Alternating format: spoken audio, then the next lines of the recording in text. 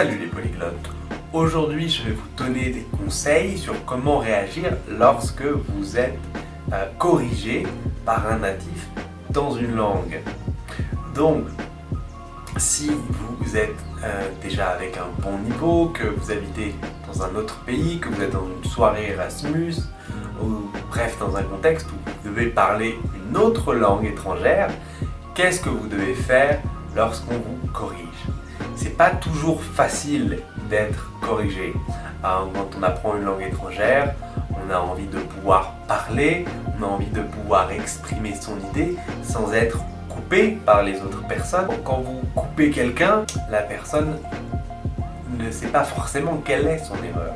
Donc vous répétez le mot, c'est brutal et c'est pas la bonne idée. Ça peut être une erreur d'étourderie, c'est-à-dire que la personne connaît le mot, la personne connaît la conjugaison, mais voilà, elle est partie dans son flow, vous l'interrompez, donc peut-être qu'elle est au courant, peut-être que si vous lui laissez le temps, elle va trouver son erreur, peut-être qu'elle sait même déjà qu'elle a fait une erreur, mais qu'elle n'a pas jugé nécessaire de corriger puisque vous avez compris. Il y a des professeurs qui vont vous couper systématiquement. Ce n'est pas la bonne approche, ça a été prouvé scientifiquement, il y a beaucoup d'études à ce sujet. Si on coupe quelqu'un, si on l'interrompt, il va être frustré, il va être bloqué, il ne va pas apprendre. Comment envisager la correction? Ça ne doit pas être brutal, ça ne doit pas être sans arrêt, ça doit être quelque chose de diffus, de plus léger. Donc, lorsque vous discutez avec des gens et qu'on vous corrige, n'hésitez pas à dire si ça vous dérange. N'hésitez pas à intervenir en précisant que vous préféreriez que la personne souligne une ou deux erreurs dans une conversation, vous les dites après. Ça peut être un très bon moyen pour vous. C'est-à-dire, ah oui, tu as dit ça, dans ce contexte, c'était pas bon.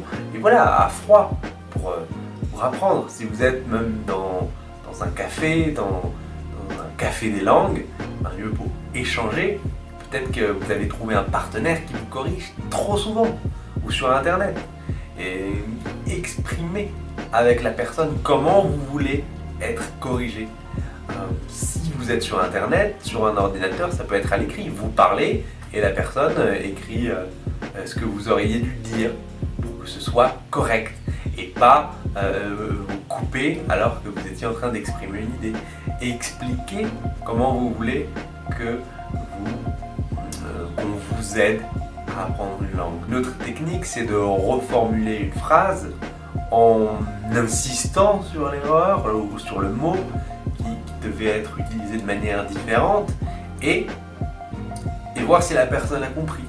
Si un étranger prononce le mot ailleurs et qu'il dit ailleurs, vous pouvez reprendre tout de suite après en disant oui, on va ailleurs. Et bon, vous ne le répétez pas 3 fois, mais vous pouvez le répéter, le prononcer lentement et bien montrer à la personne que c'est comme ça que ça se prononce. Peut-être qu'elle ne va pas forcément avoir conscience et donc après vous pouvez lui dire, mais vraiment essayez de la laisser parler.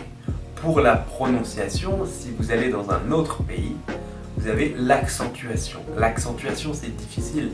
J'ai fait une autre vidéo, surtout pour nous les Français. Hablo, en espagnol, c'est je parle. Et hablo, c'est il a parlé. Si vous n'avez pas entendu la différence entre les deux mots, c'est normal. C'est parce que pour nous, l'accentuation, ce n'est pas aussi importante. De la même manière, vous avez ancora et ancora en italien. Le premier signifiant encre et le deuxième encore. Si vous n'avez pas entendu la différence, c'est normal. Donc si vous êtes face à quelqu'un qui vous répète un mot alors que vous avez dit ancora et en italien au lieu de ancora et que vous êtes trompé, la personne vous reprend, vous coupe dans votre phrase parce qu'il est énervé que vous ayez dit encre au lieu de encore. Alors, il faut lui expliquer que c'est pas facile, que c'est pas la bonne manière. Si une personne veut vous aider sur l'accentuation, il faut qu'elle comprenne que pour vous, c'est vraiment différent. Donc, moi, si on me répète le mot en espagnol, encore aujourd'hui, certains mots, un mot que j'ai jamais vu, que j'ai jamais écrit, on me le prononce vite avec l'accent, par exemple en fin de mot, je ne vais pas forcément très bien comprendre la nuance et la différence.